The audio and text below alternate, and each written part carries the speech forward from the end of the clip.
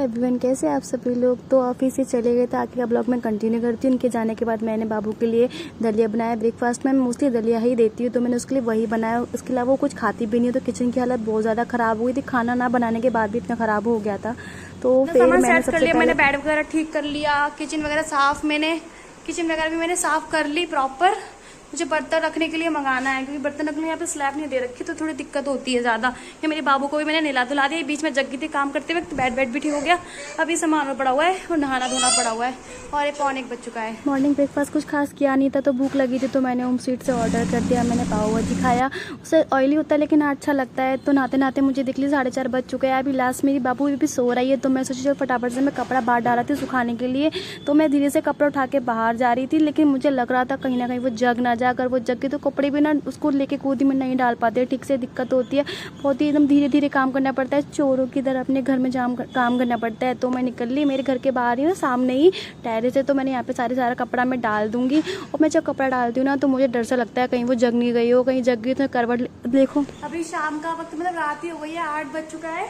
अभी इन्होंने हमें नीचे बुलाया, तो बस हम दोनों फटाफट से नीचे जाते हैं, देखते हैं क्यों बुलाया है पापा ने। पापा ने क्यों बुलाया है बाबू को? देख रहा है बाबू, देख रहा है बाबू है किधर। चलो, खाना नहीं बना, लेकिन अभी खाना नहीं बना अभी।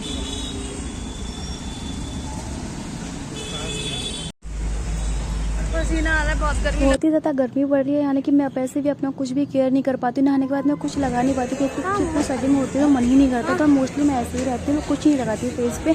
तो हम लोग मार्केट आए थे सब्जी वगैरह लेने के, कुछ काम से मैंने जो बुलाया था वो हमारे काम नहीं हो पाया। तो हमने सोचा मार्केट जाना कि सब्जी भी लेना। हम लोग आए थे, घर में कोई सब्जी भी नहीं थी, तो मैं सब्जी वगैरह लेने आए। सब्जी लेने के बाद हमने बहुत टाइम बाद अपने फेवरेट मोमोज खाए।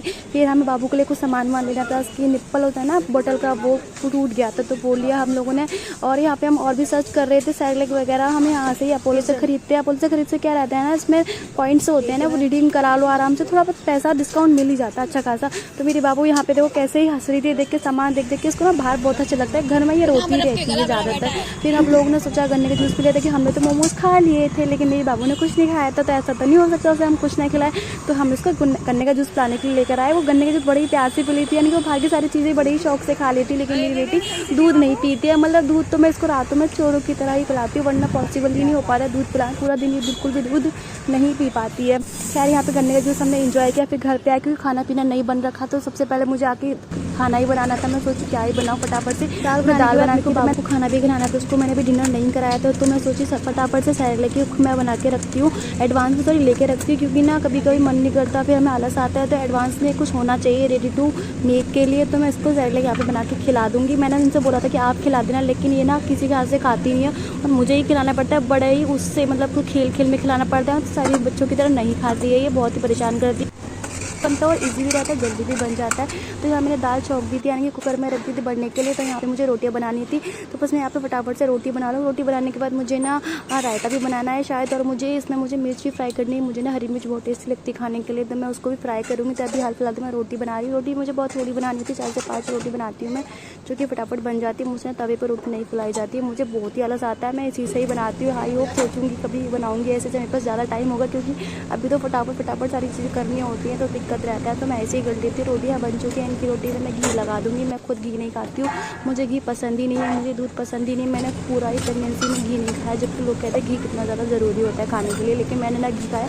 दूध कभी मैं कुछ डाल के प्रोटीन पाउडर डाल के पी लेती थी, नाक बंद करके सांस रोक के, लेकिन घी नहीं खाया जाता मुझसे बिल्कुल भी। मैं घी बिल्कुल भी नहीं खाती हूँ। तो यहाँ पर मैं सोचा हाथ बात धो लूँ। फिर बाबू को मुझे खाना भी खिलाना था, क्योंकि उसने खाना नहीं खाया था, ये उनसे नहीं खा रही थी। तो मैंने दूध को मैं भी खिलाती हूँ, पहले मिर्च फ्राई कर देती हूँ, तो मैं कितने काम से फ्री हो जाऊँगी। सिर्फ खाना खा के सिर्फ बर्तन धोना ही मेरा रह जाएगा। तो यहाँ पे मैं मिर्च फ्राई कर रही हूँ। मेरे को पता नहीं क्या ज़्यादा ही मैंने कुछ कर दिया, ज़्यादा ही मैंने मिर्ची को प्रेस कर दी, वो अचानक से आग सी लग गई, मैं डर गई। मुझे पता नहीं क्या ही हो गया। अच्छा मेरे ऊपर नहीं लगता, आग भी लग जाती है। ये तो मेरे साथ पहली बार हुआ, मैं कई बार करती हूँ फ्राई, लेकिन ऐसा आज तक नहीं हुआ कि ऐसे आग सी लग गया अचानक से।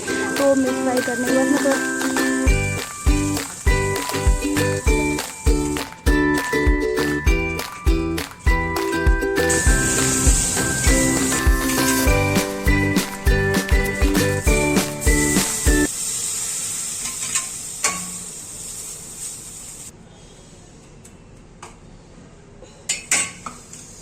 अब अब जाके मेरा पूरा खाना बन पाया है। 10:30 बजने को है और कुछ ज्यादा ही धस लग गया मिर्ची का। अब मैं बाबू को खाना खिलाऊंगी। इनके हाथ से खाना खाया है नहीं, मिर्चा हो गई इस वजह से ना, वो बाहर चले गए बाबू को लेके, उसको धस लगेगी ना इस वजह से। अभी भी उसको खाना खिलाना बाकी है। मेरा खाना बन चुका, आ जाओ। है थोड़ी सी धस है लेकिन ज्यादा नहीं है।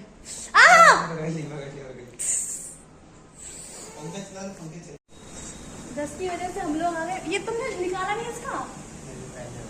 आ जाओ, कोई बात नहीं।